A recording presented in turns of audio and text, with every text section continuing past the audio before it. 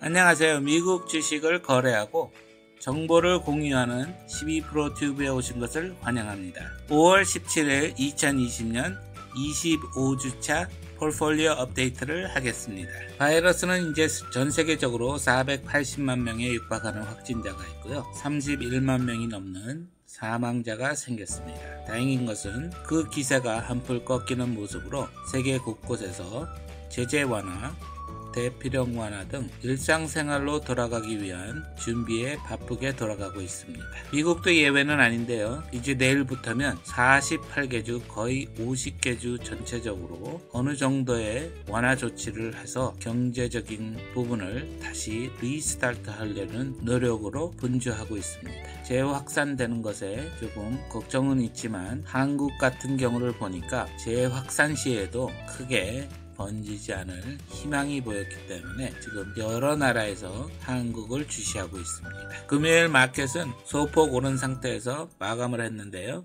다우는 23,685, S&P는 2,863, 나스닥은 9,014로 0.25에서 75%가 오른 상황에서 마감했습니다. 현재 열려있는 시장 아시아는 대체적으로 많이 올라간 상황에서 거래되고 있는데요. 타이완과 인도, 필리핀 등 내려가고 있지만 대부분이 올라가는 상황에서 거래되고 있습니다.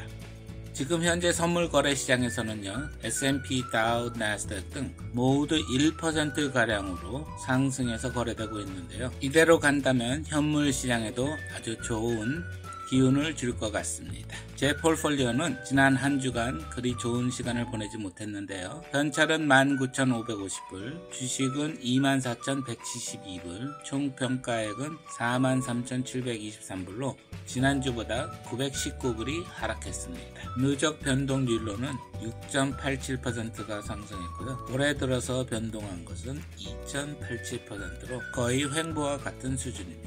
포트폴리오 매매 전략을 약간 수정한다고 했는데요. 지금 여러가지로 시뮬레이션을 하고 있는데 딱히 마음에 드는 것이 없어서 아직까지는 유지하고 있습니다. 종목에는 크게 변동이 없었습니다. 여러분도 아시겠지만 지난주에 엑산모빌을 옵션 이행으로 인해서 가져갔는데요. 엑선 대신 옥시덴탈을 샀고요.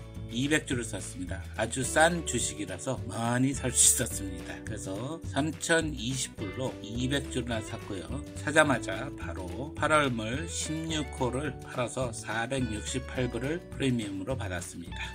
이번 주에도 배당은 없었는데요. 저번에 없애버린 라지캡 그로스를 대신할 종목으로 QQQ를 생각하고 있습니다. 라지캡 그로스는 상당히 괜찮은 ETF였는데요. 다시 사들일 수도 있지만 QQQ를 한번 시도해보고 싶어서 QQQ를 이제 조금씩 모아볼까 합니다. 포트폴리오를 보겠습니다. 43,723불 48전이고요. 현찰은 19,550불 50전이고 가장 위에 있는 것은 지금은 구글이고요. 가장 밑에 있는 것은 SPHD이고요. 종목에서 보았듯이 옥시덴탈을 사들였고요. 옥시덴탈에 대한 8월물 옵션을 468불 프리미엄을 받고 팔은 것이 있습니다. 또한 지난번 영상에서 구독자님들께 여쭤봤듯이 옵션이 가능한지를 여쭤봤었는데요. 많은 댓글은 아니었지만 그래도 댓글 남겨주신 분들에게 감사드리고요. 그 댓글들을 보면 한국에서 첫째 종목 옵션이 가능하지 않거나 아니면 아예 옵션 자체를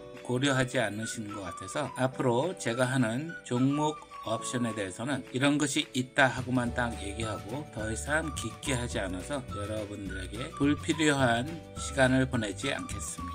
RSI 리스트를 보겠습니다. S&P 500은 그 지난주보다 약간 떨어져서 52.7로 아직도 보유 의견이고요. 3종목의 매도 종목과 7종목의 매도 주의 종목이 있는데요. 그 중에는 트윌리오가 있고요. 스퀘어가 있고 엔비디아가 있고 넷플릭스, 애플가 있습니다. 나머지는 모두 보유 의견에 있고요.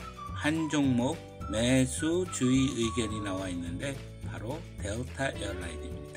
그럼 차트를 좀 보실까요? S&P 500은 RSI가 52.7 하나로 지금 현재 저항선을 맞고 다시 내려와 있는 상황인데 올라가려고 하는 움직임입니다.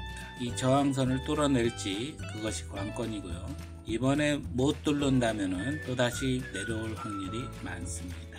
이 주식은 브로드캄입니다. 브로드캄은 급격한 하락 이후에 반등을 아주 강하게 잘해줬는데요. 200일 이동평균선의 저항을 뚫지 못하고 다시 내려왔었는데 거의 S&P 500과 같은 패런을 보이고 있습니다. 마켓이 올라가 준다면 이번에는 200일 이동평균선을 뚫어낼까 하는 것이 관건입니다. 제가 다음 주에는 두 종목을 조금씩이라도 사드리려고 하는데요. 그 중에 첫 번째 종목은 디즈니입니다. 전에도 디즈니를 말씀드렸던 것 같은데 디즈니는 이번 하락에서 충분하게 회복하지를 못했습니다. 다른 종목과 다르게. 하지만 저는 좀 좋게 보는 것이 그래도 50일 이동평균선을 따라서 지지를 받으면서 어느 정도 버텨주고 또한 횡보를 하면서 그 힘을 축적한다고 볼 수 있습니다. 그래서 이쯤에서 조금씩이라도 사들여서 같이 올라가면 좋지 않을까 하는 생각이 있고요. 또 디즈니 주식을 생각하는 다른 이유는 이 디즈니 채널에 대한 효과입니다. 물론 이번 바이러스 사태로 인해서 팀파크 그 놀이공원은 다 닫았는데 디즈니 채널은 나쁘지 않다고 합니다. 아마도 디즈니 채널이 큰 판권들을 다 갖고 있기 때문에 어느 정도 시간만 준다면 상당히 좋은 흐름을 가져갈 거라 생각합니다. 요즘 바이러스 치료제로 주목을 받았던 길리앗 사이언스입니다. 보시다시피 $10가 넘는 채널을 형성하면서 깊게 오르락내리락 하고 있습니다. 그런데 지금 그 바닥선에 있거든요. 이것이 기회가 돼서 다시 사는 기회인지 아니면 이 바닥을 뚫고 50일을 뚫고 200일을 향해서 내려갈지 주시하셔야 됩니다. 길리앗 사이언스와 존슨앤존슨 같이 큰 제약회사들이 결과적으로는 백신과 치료제를 분명히 만들어내긴 할 텐데 과연 얼마나 빨리 얼마나 대량으로 생산할 수 있는지가 관건이겠죠. 존슨앤존슨도 보면 하락폭을 지나서 사상 최고치를 만든 상황입니다. 제가 다음 주에 사려는 또 하나의 종목은요, 바로 인텔입니다. 제가 어제 올린 영상에서 다뤘던 인텔인데요. 그 영상을 준비하면서 차트를 열심히 보다 보니까 여기가 사기 좋은 지점이 아닐까 하고 좀 욕심이 나기 시작하더라고요. 왜냐하면은 50일 이동평균선의 이격도가 상당히 넓었다가 결과적으로는 그 이격도를 다 죽이고 지금 200일 이동평균선과 나란히 가고 있습니다. 이것이 상향을 하게 된다면 또 예전처럼 다시 벌릴 확률이 있기 때문에 데드크로스가 될 수도 있지만 이 회사는 말씀드린 대로 안정된 것이 있어서 조금씩 사들이면 큰 문제가 없을 것 같아서 이제 아주 소량씩 조금씩 더해가는 작전을 해보려 합니다. 여러분의 폴폴리오는 제 폴폴리오보다 훨씬 나으려고 생각합니다.